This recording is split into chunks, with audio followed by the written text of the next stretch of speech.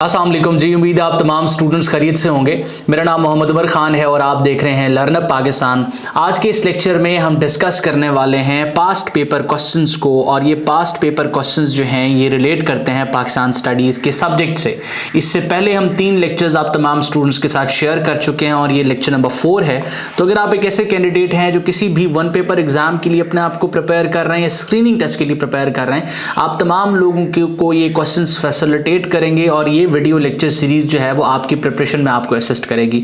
याद रहे कि इन क्वेश्चंस को आपने सिर्फ इस तरीके से प्रिपेयर नहीं करना कि ये क्वेश्चंस आपने रटने हैं, बल्कि आपने इन क्वेश्चंस का सोर्स देखना है कि ये क्वेश्चन किन टॉपिक्स में से आ रहे हैं और किस लेवल ऑफ डिफिकल्टी के हैं, ताकि आप इससे रिलेटेड क्वेश्चंस को भी प्रिपेयर कर सकें। और जब भी आप किसी एग्जाम के लिए अपनी प्रिपरेशन को कॉम्प्रिहेंसिव करें तो इन क्वेश्चंस को आप इस तरीके से यूज करें कि एक तो आप अपनी एग्जिस्टिंग प्रिपरेशन को असेस करें और इसके साथ साथ उसको इंप्रूव करने के लिए भी इन क्वेश्चंस का जो है वो सहारा लें। तो बगैर वक्त जाए कि हम जो है वो अपने पहले क्वेश्चन की तरफ चलते हैं। इस वीडियो को स्टार्ट करने से पहले एक और चीज कि अगर आप इन तमाम एमसीक्यूज को हासिल करना चाहते हैं, ये मुख्तलिफ किस्म के जो आपके टेस्ट हैं आप उनको सॉल्व करना चाहते हैं, क्विज सॉल्व करना चाहते हैं और चाहते हैं कि रेलेवेंट क्वेश्चंस बस पढ़ें। इंटरनेट पे तो बेतहाशा क्वेश्चंस आपको मिल जाएंगे, लेकिन कौन से क्वेश्चंस आपकी प्रिपरेशन के लिए रेलेवेंट हैं, अगर आप सिर्फ वही क्वेश्चंस हासिल करना चाहते हैं तो या तो आप इस नंबर पे मैसेज करके अपने आप को हमारी जो व्हाट्सएप कम्युनिटी है वहां फ्री ऑफ कॉस्ट ऐड कर लें और वहां से आपको जॉब्स के हवाले से भी अपडेट्स मिलती रहेंगी, या आपको ये स्क्रीन पर जो वेबसाइट नजर आ रही है आप इसको टाइप करें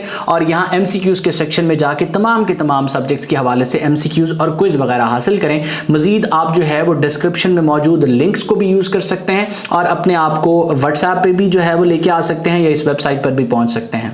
और ये क्वेश्चन है, और याद रहे कि ये जो क्वेश्चन हैं मैंने कोशिश की है कि मुख्तलिफ किस्म के जो पास्ट पेपर्स हैं, चाहे वो पीपीएससी के हैं, एफपीएससी के हैं, किसी और सर्विस कमीशन के हैं या फिर किसी एप्टीट्यूड टेस्ट के हैं जो मोस्टली रिपीट होते हैं, उन क्वेश्चंस को आपके साथ शेयर किया है। अब यहां आपसे सवाल पूछा जाता है कि who constructed the Wazir Khan mosque in Lahore. अब सवाल यहां पर यह भी आ सकता है कि वजीर खान मॉस्क जो है वो कहां पर लोकेटेड है, तो इसकी लोकेशन आप देख रहे हैं लाहौर है। तो वजीर खान मॉस्क जो है वो हकीम इल्मुद्दीन अंसारी ने बनाई है और इसका ईयर ऑफ कंस्ट्रक्शन जो है वो 1634 है। उसके बाद जो है ये हकीम इल्मुद्दीन अंसारी जो है ये बेसिकली गवर्नर थे या वजीर थे पंजाब के। उसके बाद सेकंड क्वेश्चन आपकी स्क्रीन पर है और क्वेश्चन है कि in which district of Punjab is Rohtas fort located. अब रोहतास फोर्ट का जो डिस्ट्रिक्ट है उसके बारे में पूछा जा रहा है, तो झेलम डिस्ट्रिक्ट में लोकेटेड है। अगर सिटी के बारे में पूछा जाए तो दिना सिटी है जहां पर ये जो है वो रोहतास फोर्ट लोकेटेड है। इसकी अगर कंस्ट्रक्शन की हम बात करें तो ये 16वीं सदी में जो है वो कंस्ट्रक्ट किया गया है और 1540 जो है ईयर ऑफ कंप्लीशन है इसका। इसके अलावा अगर बात की जाए तो ये शेर शाह सूरी के दौर में बना है और उसका जो मिनिस्टर है टोडरमल, उसने सुपरवाइज किया है इसकी कंस्ट्रक्शन को। इससे रिलेटेड ये क्वेश्चन जो है वो आपसे पूछे जा सकते हैं। देन हमारा नेक्स्ट क्वेश्चन है कि who was known as the true ambassador of Hindu Muslim unity. True ambassador of Hindu Muslim unity जो है ये क्वेश्चन भी 12 रिपीट होता है। कायदे आजम मोहम्मद अली जना जो है वो इनको हिंदू मुस्लिम यूनिटी का एम्बेसडर कहा जाता है। लखनऊ पैक्ट जो 1916 में हुआ है उसमें इनको ये टाइटल दिया गया था, सरोजनी नायडू की तरफ से दिया गया था। याद रहे कि कायदे आजम मोहम्मद अली जना साहब ने 1913 में जो है वो मुस्लिम लीग को ज्वाइन किया। उस वक्त वो कांग्रेस के मेंबर भी थे और 1920 तक ये कांग्रेस और मुस्लिम लीग जो है वो इन दोनों जमातों के मेंबर रहे हैं।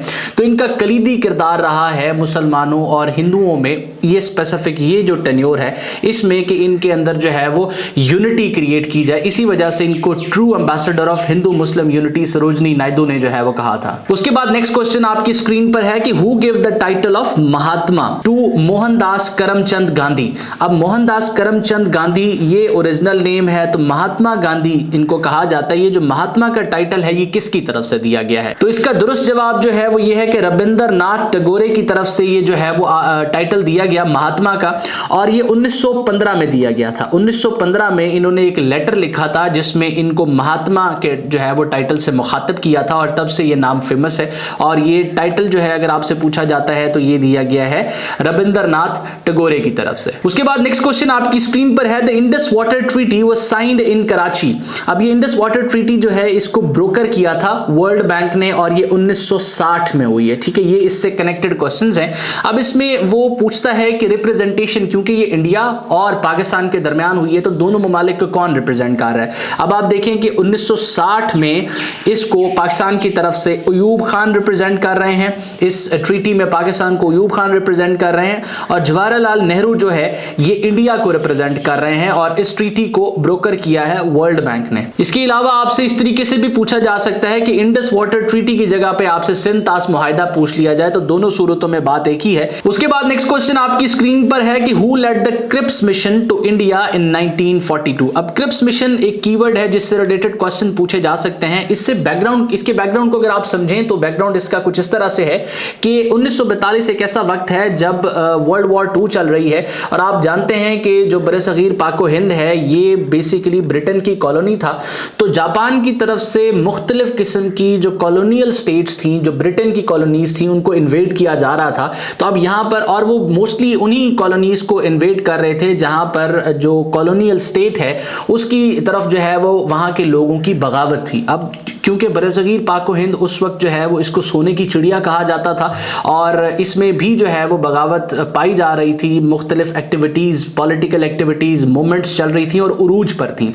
तो इस वजह से जो वहाँ की मुख्तलिफ जो है वो लीडरशिप है उसको काम डाउन करने के लिए, उनकी जो डिमांड्स हैं उसको मानने के लिए ये क्रिप्स मिशन भेजा गया। लेकिन क्रिप्स मिशन ने जितनी भी बातें की वो सारी की सारी जो उस वक्त की लीडरशिप थी, कांग्रेस की, मुस्लिम लीग की और जो इंपॉर्टेंट और पॉलिटिकल पार्टीज थी, किसी की समझ में ना आई। साथ साथ ये वादे थे जो पोस्ट वॉर में जो है वो कंप्लीट किए जाने थे। इस वजह से क्रिप्स मिशन को रद्द कर दिया गया था। तो अब सवाल यहां पर यह है कि क्रिप्स मिशन को जो है वो कौन लीड कर रहा था? तो इसका दुरुस्त जवाब सर स्टैफर्ड क्रिप्स है। और ये क्रिप्स मिशन कब आया था ये सवाल भी जो है वो आपसे पूछा जा सकता है। उसके बाद नेक्स्ट क्वेश्चन की तरफ चलते हैं कि which viceroy of India received the Shimla deputation. अब आप जानते हैं कि शिमला डेपुटेशन जो है वो 1906 में हुई है। सर आगा खान जो है वो यहां से मुसलमानों को रिप्रेजेंट कर रहे थे और उसको लीड कर रहे थे शिमला डेपुटेशन को।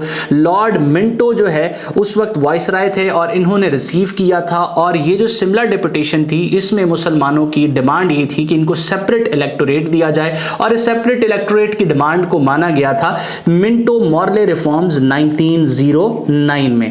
तो ये चीज भी आपने याद रखनी है कि इससे कनेक्टेड चीजें हैं। उसके बाद नेक्स्ट क्वेश्चन आपकी स्क्रीन पर है कि which political party emerged as the largest in the provisional elections of 1937। अब आप जानते हैं कि गवर्नमेंट ऑफ इंडिया एक्ट 1935 के आने के बाद 1937 में इलेक्शंस मुनक्किद हुए और उन इलेक्शंस के नतीजे में जो है वो कांग्रेस भारी अक्सरियत से जीत जाती है। तो इसका दुरुस्त जवाब जो है इंडियन नेशनल कांग्रेस है। और ये कांग्रेस मिनिस्ट्रीज 1937 से लेके, ये 1935 का एक्ट है, 1937 से लेके 1939 तक चल पाती हैं। उसके बाद जो है वो ये मिनिस्ट्रीज रिजाइन कर देती हैं। देन आपकी स्क्रीन पर जो है वो नेक्स्ट क्वेश्चन है कि in which part of South Asia is Pakistan located. अब आप यहां पर अगर इसको ड्रॉ कर लें तो ये ईस्ट है, ये वेस्ट है, ये नॉर्थ है और ये साउथ है। तो पाकिस्तान जो है western part of South Asia में लाई करता है। तो इसका दुरुस्त जवाब जो है वो वेस्ट है। देन आप नेक्स्ट क्वेश्चन देख रहे हैं कि what is another name of Cholistan desert. तो रोही डेजर्ट इसका दुरुस्त जवाब है। अब यहां से आप ये अंदाजा लगा सकते हैं कि डेजर्ट से रिलेटेड भी क्वेश्चन आ रहे हैं और आपके नोट्स में डेजर्ट का एक सेक्शन इंक्लूडेड होना चाहिए। उसके बाद in which year did Pakistan purchase Gwadar from Muscat Oman, 1958 इसका दुरुस्त जवाब है। देन उसके बाद नेक्स्ट क्वेश्चन आपकी स्क्रीन पर है the Simon commission arrived in India on, इसका दुरुस्त जवाब जो है 3 फरवरी 1928 है। अब साइमन कमीशन जो है इसमें 7 ब्रिटिशर्स इंक्लूडेड थे और इसका जो प्राइमरी पर्पस था वो कॉन्स्टिट्यूशन में रिफॉर्म्स करना था। अब तमाम लोग जानते हैं कि इससे पहले का जो कॉन्स्टिट्यूशनल डॉक्यूमेंट है वो 1919 में आया है और उसको हम मॉन्टेगो कैम्सफोर्ड रिफॉर्म्स कहते हैं। इससे पहले के कॉन्स्टिट्यूशनल डॉक्यूमेंट की बात की जाए तो वो 1909 में आया है जिसको हम मिंटो मॉर्ले रिफॉर्म्स कहते हैं। अब मॉन्टेगो कैम्सफोर्ड रिफॉर्म में बात की गई थी कि इस कॉन्स्टिट्यूशनल डॉक्यूमेंट को अगले 10 साल के अंदर जो है वो जो इंडिया के लोग हैं उनकी विल के अकॉर्डिंग अमेंड किया जाएगा। तो 10 साल कंप्लीट होने से पहले ही 1927 में जो है वो ये कमीशन तश्कील दे दिया गया और ये कमीशन इंडिया पहुंचता है 3 फरवरी 1928 को। अलबत्ता इस कमीशन को भी कंप्लीटली रिजेक्ट कर दिया गया था इंडियन पॉलिटिकल पार्टीज की तरफ से और इसके बाद मुख्तलिफ किस्म की जो पॉलिटिकल पार्टीज थी उन्होंने अपनी रिपोर्ट्स पेश की, जिसमें फेमस रिपोर्ट एक नेहरू रिपोर्ट है 1928 की और जिना के 14 नकात हैं 1929 के। इसके बाद जो है वो फिर 3 राउंड टेबल कॉन्फ्रेंसेस होती हैं 1930 से लेके 1932 के दरमियान और उसकी बेसिस पे एक वाइट पेपर ड्राफ्ट किया जाता है। देन आपका गवर्नमेंट ऑफ इंडिया एक्ट 1935 आता है। तो ये सारी चीजें एक दूसरे से कनेक्टेड हैं। अगर आप इसको एक इवेंट के तौर पे पढ़ लेते हैं तो फिर आपको एमसीक्यूज को रटने की जरूरत नहीं पड़ती। तो इस एमसीक्यूज से आप इसके बैकग्राउंड को इस तरीके से समझ सकते हैं। Then the viceroy of India during the Simon commission was. अब साइमन कमीशन जब आया, यानी कि 1928 में जब साइमन कमीशन आता है, तो उस वक्त वाइसराय ऑफ इंडिया कौन है। अब ये चीज आपने देखनी है कि मुख्तलिफ जो प्री पार्टीशन में हमारे पाकिस्तान मूवमेंट के इवेंट्स हैं, तो वो इवेंट्स जब अकर हुए हैं उस वक्त जो है वो वाइसराय ऑफ इंडिया कौन है, ये चीजें भी आपने प्रिपेयर करनी है। तो लॉर्ड इरविन जो है इसका दुरुस्त जवाब है। देन आपके सामने क्वेश्चन है कि where did the Jallianwala Bagh tragedy took place. इसका दुरुस्त जवाब जो है वो अमृतसर है। अब इससे कनेक्टेड काफी सारी चीजें हैं। फर्स्टली तो रिवोल्ट एक्ट के बारे में आपसे पूछा जाता है कि कब आया है। अब इससे कनेक्टेड जो क्वेश्चंस हैं वो ये कि रिवोल्ट एक्ट के बारे में पूछा जाता है। तो जो रिवोल्ट एक्ट है आपका, रिवोल्ट एक्ट ये 1919 का है। सबसे पहले तो पूछा जाता है कि रिवोल्ट एक्ट कब का है, कब जो है वो पास किया गया, कब इसको इन्फोर्स किया गया। तो इसकी डेट 1919 है। लेकिन इसके बैकग्राउंड को अगर हम थोड़ा समझें तो आप तमाम लोग जानते होंगे कि 1914 के साल से वर्ल्ड वॉर 1 स्टार्ट हुई थी, और जब वर्ल्ड वॉर 1 स्टार्ट हुई ब्रिटिश जो है वो उसके अंदर इन्वॉल्व होता है। तो जो इसकी कॉलोनियल स्टेट्स होती हैं इनके लिए ये मुख्तलिफ कानून वहां पर लागू कर देता है, और उन कानून को लागू करने का बेसिक पर्पज ये है कि वहां से किसी किस्म की बगावत और जो है कोई ऐसी एक्टिविटी जो कि ब्रिटिश गवर्नमेंट को वहां पर जो है वो मुतवज्जा करें, उसको सप्रेस किया जाए। तो इसके लिए जो है वो डिफेंस एक्ट आता है 1915 का। तो डिफेंस एक्ट 1915 जब आता है तो ये लागू रहता है जब तक वॉर चलती है, और इसका ये होता है, इस एक्ट के अंदर ये तमाम चीजें प्रोवाइडेड होती है कि जैसे ही वॉर खत्म होगी तो 6 महीने के अंदर ये एक्ट खत्म हो जाएगा। तो जब वर्ल्ड वॉर 1 खत्म होती है 1918 में, तो उसके बाद अब ब्रिटिश को टेंशन होती है, परेशानी होती है, फिक्र होती है कि अब ये एक्ट खत्म हो जाएगा, ये लागू जो है वो नहीं होगा। तो उसके बाद मुख्तलिफ किस्म की पॉलिटिकल एक्टिविटीज जो हैं वो दोबारा से परवान चढ़ेंगी, और ये जो है वो इनको मंजूर नहीं था। इस वजह से इन्होंने एक कमेटी तश्कील दी, और ये जो डिफेंस एक्ट ऑफ इंडिया था इसको एक लामहदूद मुद्दत के लिए जो है वो एक्सटेंड कर दिया गया, और इस एक्सटेंशन को ही हम रिवोल्ट एक्ट 1919 कहते हैं। अब इस एक्ट में मुख्तलिफ किस्म की जो एक्टिविटीज थी, जिस तरह से पीसफुल प्रोटेस्ट था, जिस तरह से अपनी राय को एक्सप्रेस करना था, यानी कि आपकी जो भी ओपिनियन या थॉट्स हैं उनको एक्सप्रेस करना, जो कि कॉन्स्टिट्यूशनल राइट होता है, उसको खत्म कर दिया गया। इसके अलावा किसी भी किस्म की पॉलिटिकल एक्टिविटी पर जो है वो कंप्लीटली बैन लगा दिया गया, जिसकी वजह से मुख्तलिफ जो लीडर्स थे उन्होंने जो है वो रिजाइन भी किया, अगर वो किसी पोस्ट पर मौजूद थे या काउंसिल में मौजूद थे उन्होंने अपने रेजिग्नेशन भी दिए। अब होता क्या है कि ये जो जलियांवाला बाग की प्लेस है, यहाँ पर 13 अप्रैल को जबकि रिवोल्ट एक्ट लागू है, 8 से 10,000 की एक गैदरिंग इकट्ठे होती है, और ये जो क्राउड इकट्ठे होता है इसका बेसिक पर्पस कोई प्रोटेस्ट नहीं होता। अलबत्ता ये जो गैदरिंग है इसका सिर्फ और सिर्फ पर्पस ये होता है कि वहां का जो एक इवेंट है उसको सेलिब्रेट करें, और इसको जो है वो वैसाखी कहा जाता है। ठीक है, तो ये सेलिब्रेट करने के लिए इस प्लेस पर तमाम की तमाम ये गैदरिंग इकट्ठे होती है। तो वहां अमृतसर की सिचुएशन कुछ ऐसी होती है कि वहां पर मार्शल लॉ जो है वो नाफिज कर दिया गया होता है, और उस मार्शल लॉ के नतीजे में ओपन फायर किया जाता है इस 8 से 10,000 के मॉब के ऊपर, और कई हजार लोग जो है वो अपनी जान से हाथ धो बैठते हैं। तो इस इवेंट को जो है वो जलियांवाला बाग के तौर पे याद किया जाता है, और एक इंपॉर्टेंट इवेंट है जो आप प्री पार्टीशन एरा में प्रिपेयर करेंगे। अब अगर आपसे पूछा जाता है रिवोल्ट एक्ट के बारे में, ठीक है, रिवोल्ट एक्ट के बारे में, आप रिवोल्ट एक्ट के बारे में भी इजीली आंसर कर सकते हैं। आप डिफेंस एक्ट 1915 के बारे में भी बात कर सकते हैं, और इससे कनेक्टेड जो इवेंट्स हैं, जलियांवाला बाग का इवेंट जो है इसके बारे में भी आप जो है वो बखूबी आंसर कर सकते हैं, अगर आपको मल्टीपल चॉइस क्वेश्चन की सूरत में पूछा जाता है। अगर आप सिर्फ और सिर्फ रटते रहते, जलियांवाला बाग के इंसिडेंट के बारे में आपको पता ही ना होता, इसके बैकग्राउंड को आप ना जानते, या रिवोल्ट एक्ट के बारे में आप ना जानते होते, तो आप जो है वो इन क्वेश्चंस को 1000 बार याद कर लें, आपको भूल जाएंगे। लेकिन अगर आप इससे कनेक्टेड सिर्फ और सिर्फ 1 से 2 मिनट का अपना कंसेप्ट क्लियर कर लेंगे, वो कंसेप्ट आप विकिपीडिया के किसी पेज को पढ़ने से कर सकते हैं, कोई शॉर्ट वीडियो देखने से कर सकते हैं। आपका जब कंसेप्ट क्लियर हो जाएगा फिर आपके लिए प्रिपेयर करना, चीज को रिटेन करना काफी आसान है। उसके बाद क्वेश्चन है कि Shalimar Bagh was constructed by Shah Jahan in 1642। Then आपके सामने क्वेश्चन है कि Mohammad Tughlaq shifted his capital from Delhi to Daulatabad. ठीक है, देन आप क्वेश्चन अपनी स्क्रीन पर देख रहे हैं कि तख्ते बाही is a famous famous archaeological site in which province of Pakistan? So it is in KPK.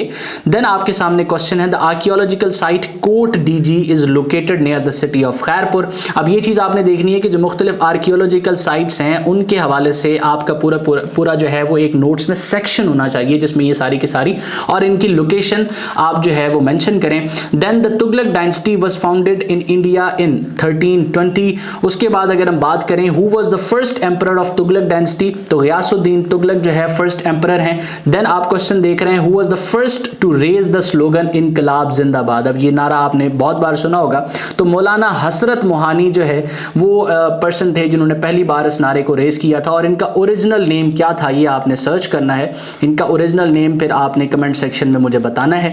उसके बाद हम नेक्स्ट क्वेश्चन पर जाते हैं कि when was the Simla conference held, तो 1945 जो है वो इसका दुरुस्त जवाब। उसके बाद क्वेश्चन है कि who presented the Lahore resolution, जिसको पाकिस्तान रेजोल्यूशन भी कहा जाता है, ऑन 23 मार्च 1940, तो AK फजलुल हक जो है उन्होंने इसको प्रेजेंट किया था। Ibrahim Lodi was defeated by dash in the first battle of Panipat in 1526, तो बाबर से जो है वो उन्होंने शिकस्त खाई थी।